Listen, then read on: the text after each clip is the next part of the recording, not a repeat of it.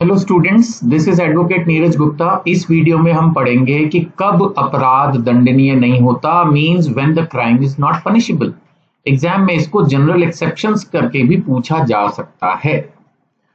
आमतौर पर तो क्राइम पनिशेबल ही होगा, बट लेकिन हो सकता है कि क्राइम बच्चे ने किया हो सकता है कि कोई छोटा क्राइम बड़े प्रॉब्लम से बचने के लिए किया हो। जैसे माना किसी ने किसी के घर का शीशा तोड़ दिया क्योंकि उस घर में आग लगी हुई थी और अंदर से लोगों को बचाना था। तो शीशा तोड़ना किसी के घर का अपने आप में एक अपराध है, लेकिन ये आपने क्यों किया? क्योंकि आप किसी की जान बचाना चाहते थे। तो सम टाइम इस तरह की एक्सेप्शनल सिचुएशंस हैं जहां क्राइम पनिशेबल नहीं होगा, या एटलीस्ट जजेस उस एक्सेप्शन को कंसीडर करके एग्जामिशन दे सकते हैं। तो चलिए पढ़ना शुरू करते हैं। भारतीय न्याय संहिता में ऐसी कौन कौन सी जनरल एक्सेप्शंस हैं जो कि प्रोटेक्ट पर्संस को करता है, जो कि ऑनेस्टली या एक्सीडेंटली कोई क्राइम कर रहे हैं, या उनका दिमाग उस समय ठीक नहीं है ड्यू टू किसी ने उनके खाने में कुछ ऐसा मिला दिया था जिससे वो नशे में चले गए, या ड्यू टू किसी बीमारी के वो दिमागी तौर पर सही नहीं है, या कोई बड़ा एक्सीडेंट हो गया। तो ऐसी कुछ सिचुएशंस हैं, आइए उनको पढ़ लेते हैं। ठीक है ना। हाँ, प्रूव करना जनरली लाइज, इसको जो प्रूव करना है, तो बर्डन ऑफ प्रूविंग जो है वो एक्यूज्ड पर ही होगा। यानी कि अगर वो ये एक्सेप्शन क्लेम करना चाह रहा था कि उसको सजा ना हो, तो प्रूव तो उसको ही करना पड़ेगा। खैर, तो यहां पर यही है कि जनरल एक्सेप्शन जो है वो fairness in the criminal law, निष्पक्षता सुनिश्चित करते हैं, और they prevent the punishment of morally innocent person, जो निर्दोष व्यक्ति है उनको बचाते हैं। ऐसे भी हमने पहले ही पढ़ा हुआ है कि जब तक गिल्टी इंटेंशन नहीं होगी, आदमी जानबूझ के अपराध नहीं करेगा, उसको सजा नहीं मिलेगी। ऐसे ही मिस्टेक। अब मिस्टेक क्या है? Meaning of mistake, it's an erroneous believe about a fact और लॉ। अब जैसे मान लेते हैं एक आदमी के घर का नंबर है 1201 और वो गलती से 1301 में घुस गया, या टावर ए की जगह बी में चला गया, मान लेते हैं। स्पेशली अगर वो नया नया आया, होटल्स में भी ऐसा हो सकता है कि आप किसी के रूम में गलती से एंटर कर जाओ। अब अपराध तो है, लेकिन अगर आप ये प्रूव कर सकते हो कि ये मिस्टेक है, प्रूव करना मुश्किल होगा, लेकिन फिर भी अगर आपके पास कोई जेन्युइन बिलीफ है, ऐसा भी हो सकता है कि मिस्टेक स्टाफ से भी हुई हो। आपने नीचे अपने रूम की चाबी मांगी और उसने आपको दूसरे रूम की चाबी स्टाफ ने गलती से दे दी। आपने उस चाबी के ऊपर नंबर पढ़ा और आपने उसी हिसाब से दूसरा रूम अनलॉक करके अंदर घुस गए। देखा वहां कोई और लोग थे या किसी की कोई प्रॉपर्टी थी, कुछ थी, और आपके अगेंस्ट, तो फिर वो मैटर बन गया। लेकिन गलती स्टाफ से भी गलती हुई और आपसे भी फिर वो गलती से गलती हुई, और अगर इसको प्रूव किया जा सकता है तो ये एक क्राइम होने के बावजूद आप बच सकते हैं। या गलती से कई बार होता है किसी और व्यक्ति को नोटिस चला जाता है, किसी को ये कम्युनिकेट आप कर सकते हो कि भाई आपने लोन नहीं दिया, आपको रिफंड करना है। दूसरा बंदा गुस्सा हो सकता है, पता लगा नाम सेम था, गलती से फोन नंबर दूसरा था, या कई बार एक डिजिट मोबाइल, मैं ऐसे कितने एग्जाम्पल बना सकता हूँ। तो मिस्टेक ऑफ लॉ में एक्सक्यूज है, बट मिस्टेक ऑफ लॉ, मैंने मुंह से शायद अभी मिस्टेक ऑफ लॉ निकला, तो एक्सक्यूज जो है वो मिस्टेक ऑफ फैक्ट है, लेकिन मिस्टेक ऑफ लॉ कोई एक्सक्यूज नहीं है। ठीक है। जैसे एक आदमी मान लेते हैं कि उसको नहीं पता था, और यहाँ पे एक एग्जाम्पल दिया गया कि पुलिस ऑफिसर किसी को अरेस्ट कर रहा है सोच के कि वो क्रिमिनल है, बाद में पता चलता है कि वो एक साधारण नॉर्मल व्यक्ति था। तो ठीक है, पुलिस ऑफिसर के पास अगर कोई लॉजिक था किसी को अरेस्ट करने से पहले कि उसको क्यों लगा कि वो एक वांटेड क्रिमिनल है, तो वो बच सकता है। लेकिन ignorance of law is no excuse. तो इसमें जैसे एक आदमी को नहीं पता था कि गैम्बलिंग प्रोहिबिटेड है, अब ये कोई बात हुई, उसको पता होना चाहिए। गैम्बलिंग अगर आप कर रहे हो या कोई भी चीज, कई बार ऐसा हो सकता है कि कोई जोन, आर्मी जोन हो, आप उसके अंदर एंटर कर रहे हो, तो कानूनी तौर पर वो प्रोहिबिटेड एरिया है, उसमें आप नहीं एंटर कर सकते हो। तो ये आप बोलो कि भाई मुझे नहीं पता था, गलती लग गई, बहुत मुश्किल है, इसको इग्नोरेंस ऑफ लॉ ही माना जाएगा। और क्योंकि जो भी आर्मी एरियाज होते हैं वहां पर एक आम आदमी को जाना अलाउड ही नहीं होता ना। ये कोई होटल या कोई रेस्टोरेंट या कोई ऐसे पब्लिक पार्क तो है नहीं कि आप एंटर कर गए और आप ये क्लेम करो कि मुझे नहीं पता था, मैं अनपढ़ हूँ, फलाना ढिंकना। तो ये नहीं माना जाएगा, थोड़ा सा मुश्किल होगा, क्योंकि वहां पे साइंस भी लगे रहते हैं इस तरह के। जस्ट एक मैं एग्जाम्पल लेने की कोशिश कर रहा हूँ। कोई भी कानून, जैसे माना आपने कोई चीज इंपोर्ट की और आप बोलो कि मुझे नहीं पता था कि इसका इंपोर्ट अलाउड नहीं है ना। या आप मान लेते हैं रात के 2 बजे के बाद भी रेस्टोरेंट खोल के बैठे हुए हो, और फिर पुलिस ऑफिसर्स या गवर्नमेंट अथॉरिटी के लोग आके बोलते हैं भाई आपने रेस्टोरेंट चला रहे हो, ठीक है, लेकिन 2 बजे 1 बजे तक ही बंद करने का टाइम था, अभी तो 2 बज गए। तो आप ये नहीं बोल सकते कि मुझे तो पता ही नहीं था कि अच्छा टाइम 1 बजे तक ही है। तो you should know when you are running a business, you are doing something, तो you should know the law. तो one can not escape liability on this ground. इस तरह से आप बचना मुश्किल होता है कि आप बोलोगे मेरे को कानून पता नहीं है, ठीक है। अब जैसे ये केस हम पहले भी पढ़ चुके हैं किसी रेफरेंस में, state of Maharashtra versus mayor हंस जॉर्ज।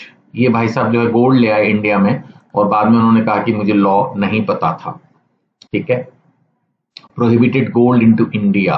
तो इंडिया में आप जब फॉरेन कंट्रीज जाते हो तो वहां से गोल्ड लाना अलाउड होता है, बट बहुत थोड़ी क्वांटिटी में ही अलाउड होता है। जैसे लोग दुबई जाते हैं वहां से सोना ले आते हैं, अलाउड है, बट जितना मेरे को नॉलेज है उसके हिसाब से बहुत थोड़ा ही अलाउड होता है। अब आप भर भर के ले आओगे तो फिर स्मगलिंग हो गया। उसको या तो पूरा डिक्लेयर करो, ले आओ फिर पूरा डिक्लेयर करो, उसके ऊपर जो टैक्सेस हैं ड्यूटीज हैं वो आप पे करो, अगर नहीं है तो फिर यू मे बी कॉट।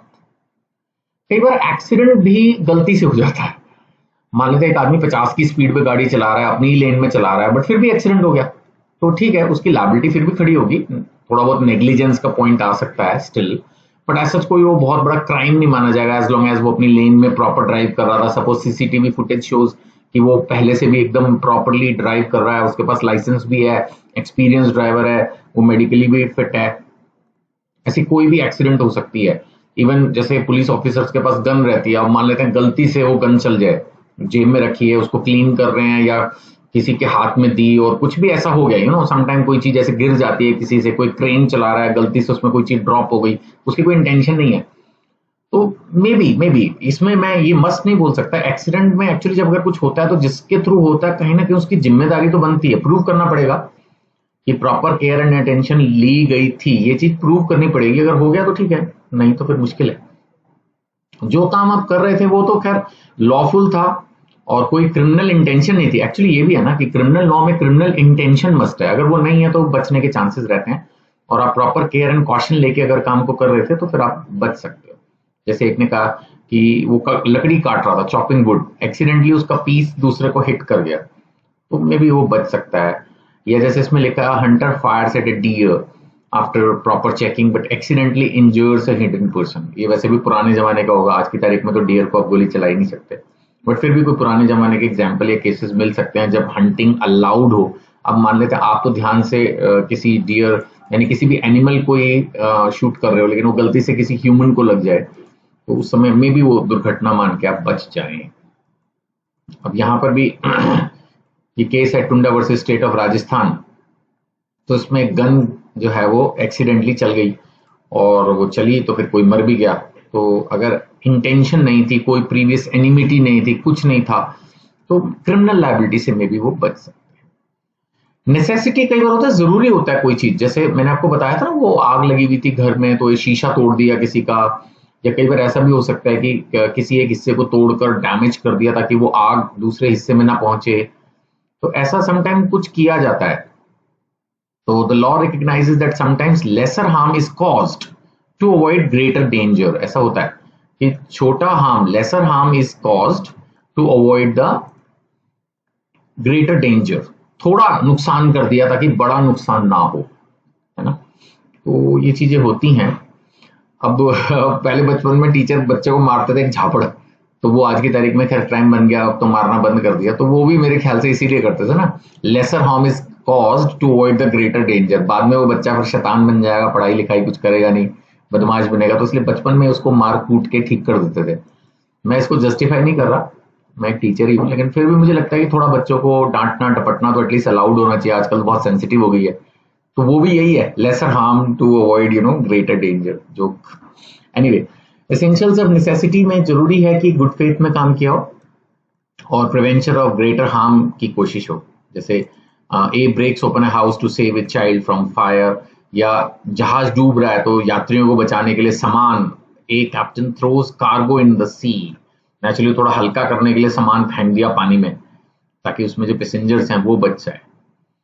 एक और इस तरह का केस है, लेकिन हाँ ये बड़ा टिपिकल केस है, मैं इंटरेस्टिंग तो नहीं बोलूंगा, आर.वी. डुडले and Stephen's. अब इसमें क्या हुआ कि नाविकों ने, वो कोई जहाज उनका डूब रहा होगा या कोई समस्या रही होगी जहाज दुर्घटना के बाद, उन्होंने जीवित रहने के लिए केबिन में कोई कमजोर बच्चा होगा उसको मार के खा लिया।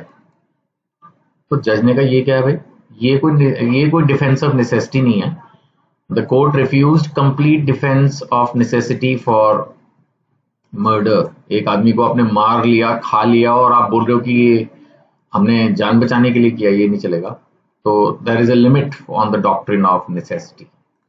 यंग एज कहाँ है? 7 साल तक, है ना, certain age up to 7 years. 7 साल तक का बच्चा अगर गलती से चोरी करता है या कुछ भी गड़बड़ करता है क्राइम के अंदर, है ना, तो उसको अपराध नहीं माना जाएगा। 7 साल तक के बच्चे को इम्यूनिटी इंडियन लॉ में मिली हुई है, एब्सोल्यूट इम्यूनिटी। 7 से 12 साल तक के बच्चे के केस में जज ये जज करने की कोशिश करेगा कि इसने जानबूझ के क्राइम किया नहीं किया, क्या वो समझ रहा था कि जो उसने चोरी की। अब मान लेता है 10 साल का बच्चा है, वो मॉल में कोई चीज चुरा लेता है, खेल खेल में भी चुरा सकता, हो सकता है उसको समझ ही ना हो सकता है कि उसने जानबूझ के किया हो सकता है वो हैबिचुअल हो, या हो सकता है उसके पेरेंट्स ने उसको ट्रेनिंग दे रखी हो। तो देखना पड़ेगा, सर्कमस्टांसेस पे डिपेंड करेगा। 7 साल से छोटे बच्चे को तो पूरा ही छोड़ रहे हैं, 7 से 12 वाले को चेक करना पड़ेगा।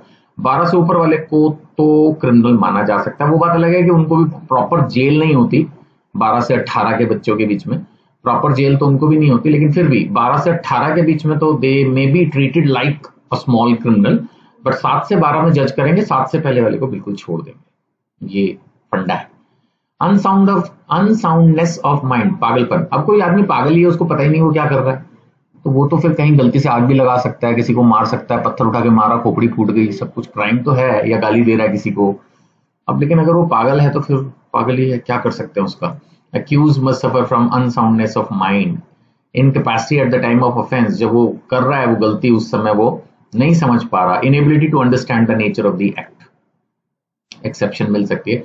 इसमें भी इन्होंने एक थोड़ा सा टेक्निकल पॉइंट ले लिया कि मेडिकल एंड लीगल इंसैनिटी को अलग अलग कर दिया। मतलब दिमागी तौर पर, डॉक्टरी तौर पर वो पागल है, लेकिन लीगल इंसैनिटी होनी भी जरूरी है कि वो बिल्कुल समझ नहीं रहा है कि जो काम कर रहा है ये क्राइम, मतलब वो क्राइम और ऑर्डिनरी फंक्शन में डिफरेंशिएट नहीं कर पा रहा।